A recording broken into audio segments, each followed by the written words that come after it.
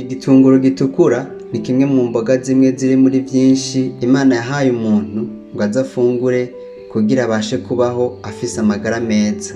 Benshi bazi ko igitunguru gitukura ari ico kumotesha ivyo kurya, ari ico gukaranga, aho abatari bake banakizigiza mu mavuta yabaye kambiri.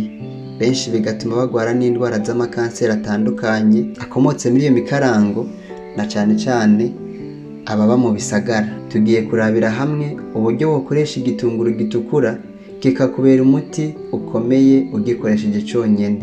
Ndabahaye ikaze mwese. Uburyo bwiza no kugifungura ari kibisi canke ukagiteka, ariko ntugihishe cane. Usabwa kugiteka umwanya muto cane kugira ngo ugifungura wese kimugirire akamaro. Igitunguru gitukura gifise ubutunzi bwinshi cane.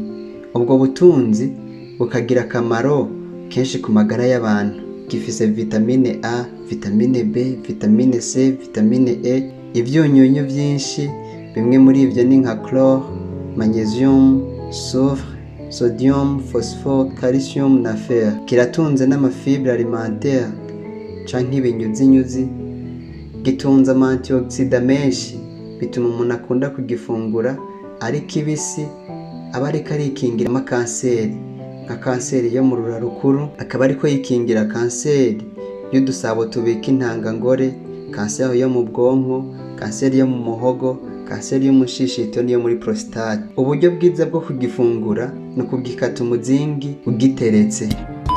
Igitunguru gitukura gishobora gukoreshwa mu buryo bwo kwikingira canke mu buryo bwo kwivura wamaze kugwara. Gifasha gusohora neza umwanda mukuru na muto, kivura indwara zo gukena amavitamine, kivura inzoka zo mu nda, kivura guhangayika, corosha urukoba, kikarugarura itoto, kirahasha indwara zo mu buhumekero na cane cane mu mahaha, congereza inguvu ibihimba bishinzwe kunoza ibifungurwa be n'amafyigo, kigwanya kugumirwa canke se kugumbiza, kigwanya ubushobozi buke mu mibonano mpuzabitsina ku bubatse, gikomeza amaso akorana intege nkeya bigatuma abona neza na cane cane mw'ijoro, gituma kandi ubwonko buruhuka neza, umuntu agasinzira neza, kivura kandi indwara yo kubura itiro, kibuza kandi gukanyarara k'urukoba, kikabuza gusaza kare k'utugingo tw'umubiri, gituma amafyigo, umutima, inzira zijejwe inogerezwa ry'imfungurwa zikora neza, gikomeza kandi amagufa, imitsi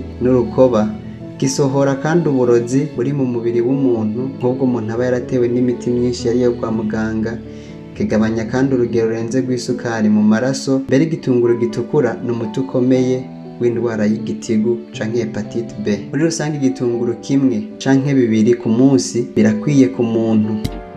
Hari uburyo twogikoresha kugira ngo dusohore ubumara mu mubiri. Ukuronga neza igitunguru, gikatemo ibihimba bine, bishire mw'ilitiro ry'amazi abize, pfundikira urindire iminota 10, bisye na passoire canke ubisekure, uca ubisubiza muri ya mazi yari birimwo, biminine neza, uca ubinwa byose, ariko ubinyukanyiyemo indimu nkeya. Ushobora no gukoresha igitunguru gitukura kugira ngo umushatsi ukure n'ingoga. Ufata igitunguru gitukura kinini ukagikatagura duto duto, ugashiramo amazi make nk'ibiyiko 2, ugaca ubisya canke ukabisekura, ugaca ukanyira mu gikombe ugakuramo umutobe. Muri uwo mutobe shiramo ibiyiko 3 by'amavuta yo kwisiga ya vaseline. Mu kuvanga ayo mazi y'igitunguru n'ayo mavuta ya vaseline, utereka ico gikombe wabisizemo mu mazi ashushe, ugaca ubivanga neza. Mu kubikoresha ucuza urisiga iyo mvange ku mutwe, uyigirisha massage, ukabimaza isaha imwe,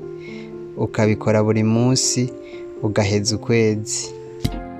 Hari n'uburyo dushobora gukoresha igitunguru tukivura angine, inkorora, kuma mu muhogo, ikirimi. Aho naho kugifungura ari kibisi, imbere yo gufungura ibitetse wagikanyiyemo indimu, washizemo ikiyiko kimwe c'ubuki. Ubundi buryo ushobora kugisekura hanyuma ugashiramo utuzi dukeya, ugakanya umutobe waco, ukavanga n'ibiyiko 2 by'ubuki, ukabifata 3 ku munsi imbere yo gufungura ibitetse. Ibyo bivura kandi indwara z'ibikomere mu mushishito, indwara zo mu mara mato n'amakuru, indwara zo mu mafyigo, indwara zo mu bwonko, indwara z'amagufa, izo mu mazuru, igituntu canke umuhaha, asima, kugumirwa, kuvyimba biturutse ku ndwara z'umutima n'iz'amafyigo.